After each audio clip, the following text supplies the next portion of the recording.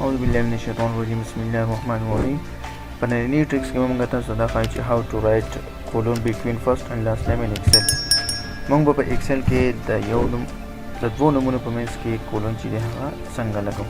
که په اگزامپل ځای دې سره ما colon ولګوم، د علي سره هم زه colon لګوم، د حنان سره هم ما colon ولګوم، د محمد سره هم ما colon ولګوم. نو دا colon چې دا بې ترتیبه دی، څه دننه دي څه بهر دي، او دا یو سره موږ چې لګوو نو دا به ډېر ټایم چې دی هغه اخلي. د دې لپاره موږ څه وکړو، دا ټول به سلیکټ کړو.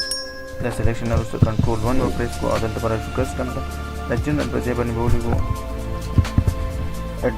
@sign او بیا به ملټیپلیکیشن ساین وکړو، بیا به سپیس، بیا کوټیشن مارک، بیا به دننه به کوټیشن مارک کې کولون ولیکو او بیا به انټر څنګه پریس کړو نو کولون چې دی هغه په دې کې د دوو فرست او لاست نیم په منځ کې کولون چې دی هغه په ترتیب سره راغلی.